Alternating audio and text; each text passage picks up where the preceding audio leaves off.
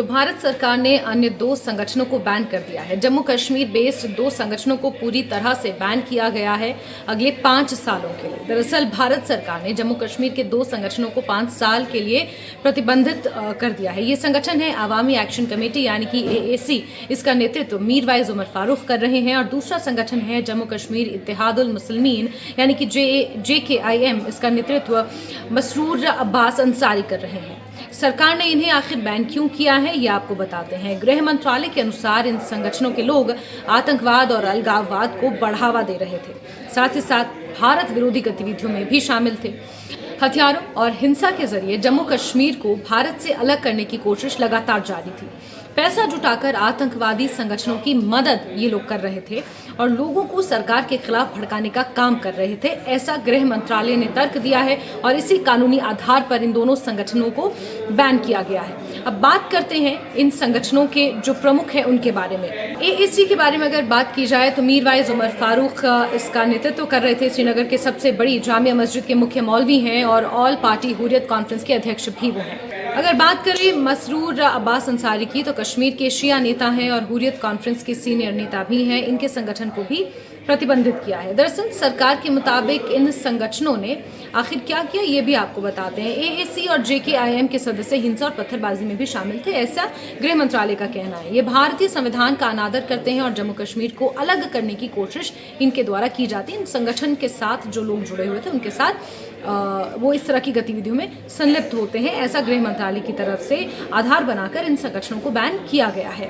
2 organisation Ittehadul Muslimeen और अवामी action committee पे MHA ने बैन लगा दिया।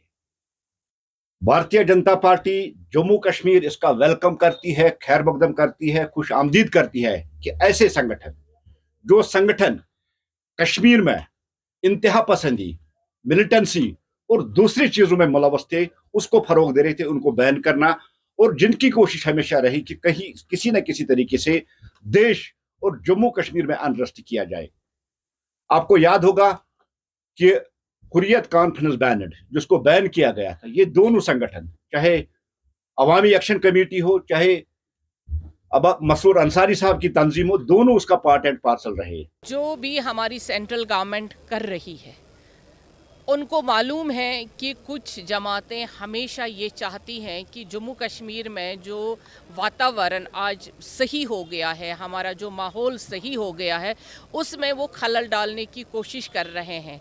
तो हमारी जो होम मिनिस्ट्री ने कुछ जमातों पे पाबंदी पहले भी आयद की है और अब भी वो बहुत बेहतर है, क्योंकि अगर ऐसा नहीं करेंगे तो फिर से हमें 89-91 में जाना है। हम वो अब बर्दाश्त नहीं करेंगे। जम्मू कश्मीर में लोग अब अमन और तरक्की चाहते हैं। साथ ही AAC और JKIM ने आतंकियों को सपोर्ट करने और नफरत फैलाने का भी काम किया है। कुछ रिपोर्ट से ये भी खुलासा हुआ है। सरकार ने NIA और पुलिस की जांच रिपोर्ट के आधार पर इन संगठनों पर प्रतिबंध लगाया है। अब प्रतिबंध लगा दिया गया है। रजौरी कदल में श्रीनगर में एक इलाका है जहां AAC के दफ्तर के बाहर से बोर्ड को भी हटा दिया गया है। तो वहीं अब ये संगठन किसी भी तरह की सार्वजनिक गतिविधियां नहीं कर पाएंगे। अगर कोई व्यक्ति इन संगठनों से जुड़ा पाया गया तो उस पर कानूनी कार्रवाई होगी।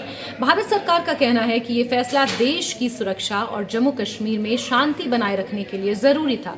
दूसरी तरफ इन संगठनों के समर्थक इसे राजनीतिक फैसला बता रहे हैं। अब आगे देखना होगा कि किस तरह की प्रतिक्रियाएं सामने आती हैं। हालांकि PDP की तरफ से ये रिएक्शन सामने आ चुका है कि जनता की आवाज को दबाने की कोशिश हुकूमत द्वारा की जा रही है, गृह मंत्रालय द्वारा की जा रही है। इसके अलावा भी कई स्थानीय नेताओं की प्रतिक्रिया इस पर सामने आई है।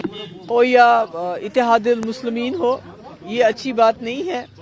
आप सब लोग जानते हैं जो मीरवाइज उमर फारूक साहब हैं वो खुद विक्टिम हैं।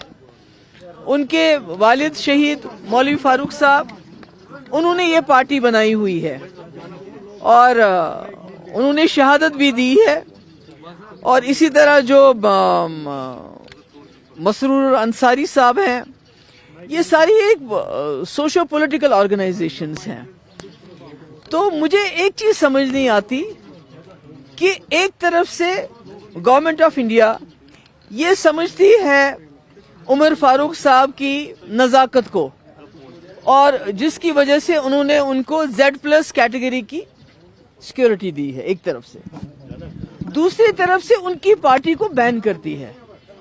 ये बात मेरी समझ से कोसों दूर है कि आखिर ये जो मस्कुलर पॉलिसी है ये कब तक चलाएंगे। या तो ऐसा है कि ये मौलवी उमर फारूक साहब हो या जो ये दूसरी जमात है इत्तेहादुल मुस्लिमीन अंसारी साहब हो, या तो गवर्नमेंट ऑफ इंडिया इनको ब्लैकमेल कर रही है किसी चीज के लिए।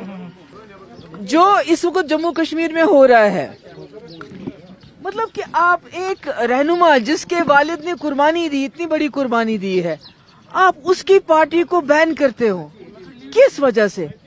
और अफसोस तो ये है कि जो यहाँ चुनी हुई सरकार आई जिससे लोगों को उम्मीद थी कि कहीं ना कहीं हमारा बचाव होगा, तो उसका तो उल्टा हो रहा है। अगर इससे पहले बीजेपी ने जमात इस्लामी को बैन किया, हमको तो सोचे थे गवर्नर रूल है, क्या करेंगे, आवाज उठा सकते हैं, मगर आज अवामी राज के होते हुए इतनी ज्यादती हो रही है और जो रूलिंग पार्टी है वो हाथ पे हाथ धरे बैठी हुई है, कुछ भी नहीं कह रही है, कुछ भी नहीं कर रही है। तो उससे मुझे लगता है कि और ज्यादा जो है ये मामला और ज्यादा संजीदा होता जा रहा है। और कहीं ना कहीं इस किस्म के एक्शन जो पहले हमें लगते थे एबनॉर्मल हैं, गलत है, आज कहीं ना कहीं जो रूलिंग पार्टी के खामोशी की वजह से, चुप्पी की वजह से लगता है ये तो नॉर्मल है, ये तो सब ठीक है। ताज़ा अपडेट के मुताबिक श्रीनगर स्थित राजौरी कदल से एएसी का जो दफ्तर है वहां से बोर्ड को हटा दिया गया है और इस संगठन को अगले 5 सालों तक के लिए बैन कर दिया गया है। अब इस पर आम लोगों की प्रतिक्रियाओं का भी इंतजार किया जा रहा है, लेकिन राजनीतिक प्रतिक्रियाएं इस पर सामने आ चुकी हैं।